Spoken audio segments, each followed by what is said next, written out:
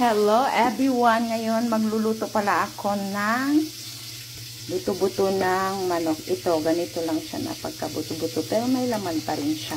Yan, 50 pesos lang yan at gagawin natin tinolang manok. Tapos, ito yung kinuha ko lang sa kapitbahay. Tapos, ito yung sibuyas, luya, kamatis, luya, at saka, nung binuksan ko pala to, pagtingin ko, oh, tingnan nyo, ang linis-linis ng ating ninakaw na papaya, at saka meron ako ditong sili, 15 pesos to ha, sa palengke, Diyos ko, 15 pesos, at ito, kinuha din natin sa kapitbahay. So, pag may kapitbahay ka, marunong magtanim, mayroon ka talagang aanihin. At ito, taba yan sa gilid pag ganun na mga klaseng style ng manok.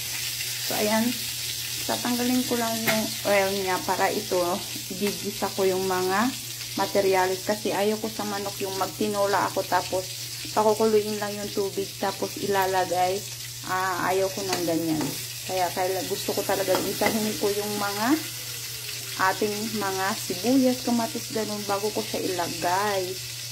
Kasi para mas masarap talaga pag ganun. So ngayon nawala yung apoy. So wala na pala kaming gas. Habang nag-aano ako dito, nag-slice ako ng ng papaya. Ako, ba't di na tumutunog yung niluto ko? Tatapusin ko na lang to tapos bibili na tayo ng gas. Diyos ko, Marius. Yeah, tapos ko na igayatin ganun lang. Tapos ano ba yan? Nawala pa talaga yung gas. Kahit anong bukas ko, tingnan nyo. Wala talaga. Ayan, dumating na pala kami. At nakabili na kami ng gasol. At kung hindi ko siya gigisingin kasi, hoy, ba't dyan mo binarking? Kung hindi ko kasi siya gigisingin, hindi ako makakaluto. Kaya wala kami choice kundi gisingin ko siya at nang makaluto na kasi gutom. Ayan, ipapakabit ko muna kay Don Paquito. Kasi hindi ako marunong. So, ayan, nakabit na. Hoy, ano ba to? Hindi mo pa... kasi. Ayan na, meron na tayong gasol. Gasol! Lakas-lakasan mo naman ang kantina.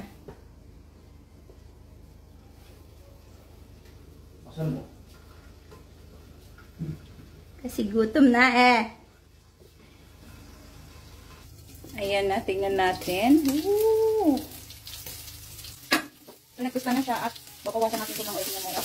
Kaya lang, hindi naman ito walang oil. Kaya tatanggalin lang natin dito yung oil. Pahit naman yung oil. Tingnan mo yung baba ng manok. Babawasan ko lang. Ayan na, nabawasan ko na. Ilalagay na natin ang ating mga materials. Ang ating luya. Kailangan may luya para naman sa mga alam. Kaya mo nang umuusok yan. Tingnan mo dito. Tapos, sibuyas.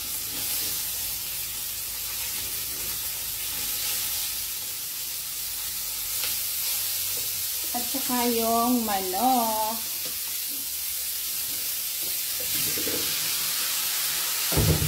At ating lang paghalo-haloin.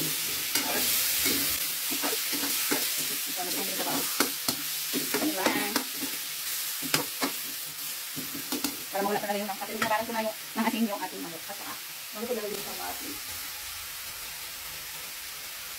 At ating paputlain lang yung manok. Kasi ayaw kong lagyan ko siya ng tubig na may dugo-dugo pa. Gusto ko talaga maging white yung manok. Ayan, buksan na naman natin ulit. Pag natapos na ang 120 dekada, ayan, naging puti na yung kulay ng manok. Ganyan ako mag-tinola. At yan talaga yung wala na langsa ng manok. Pero binabad ko sa asin Kaya ganyan. Pag naging ganyan na yung kulay ng manok, bago ako lalagay talaga ng mga tubig. Pero, bago yan, ilalagay muna natin ang ating mga pangpasarap, kundi ang ating chicken cubes. Hindi ba ito? Okra cubes. Tapos, lagyan natin ng magic. Hindi po ito Ajinomoto. Nilagay ko lang yung magic syrup. Mag-DIY tayo. Kunting magic syrup. Isang pala ng paminta. At saka ang ating patis. Tapos paghalu-haluin lang natin yan. At ilagay na natin ang ating kinuhang papaya sa ating hardin ng kapitbahay. Ayan, lagay lang natin. Parang lagi kaming nagpapagatas kasi, ewan ko, alam. Parang lagi namin nagpapagatas yung ulam namin, laging gulay, sabaw, sarap ibatin na, okay. Wala naman talaga pag may, at ayan, lagyan lang natin ng tubig. Lagyan natin ng tubig sa Pasig River, mineral, purified ang ating tubig. Ayan, nakapakuluin lang natin. At palambutin ang mga kasangkapan, tapos tigman, at kung okay na yung lasa, ilagay na natin yung dahon. Uy, bakit init pa ito? Ayan na pa, ginagayat niya yung aming malunggay at sile. So, di ba ang bait niya ngayon? At tignan natin kung ano na ang proseso ng ating, huy! Shish! Tignan niyo, ang sarap! At tignan natin. At kung malambot na din yung papaya. Sige na. Teka lang, sandali. Diyan na. Siya na daw. Si Boss Amo man nandiyan. Tigas pa nga, tikman mo lang. Kung okay na din siya. Ganyan na siya. Oh, sarap po mga patis. Ayan na pala, tinikman na ni Don Paquito ang aming niluto. At saka ilalagay na natin ang ating malunggay at ang sili kasi malambot na. Ang papaya. Ayan, ilalagay na ni Don. Sabay na yung sili at ating malunggay. At tayo ay nagpapagatas. Char. So, siya na yung mag-continuous. Ayan. Tapos, mag-ready na tayo sa ating mesa. Ready na natin ang ating mga Diyos ko, ang langaw. Ang dami naman ang langaw natin. Hey! Rice cooker kasi tamad kami maghugas kaya kailangan na nandito na yan. At hindi lang naman ako dito sa buong mundo na ibabaw yung mga rice cooker at ang ating tinolang manok. At ayan na pala sa aming mesa yung niluto niya. At nag-slice lang din ako ng mangga. Ayan. Kain na tayo. Kasi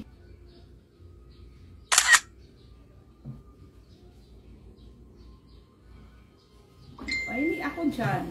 Ha? Oily. Tinulang manok with mangga.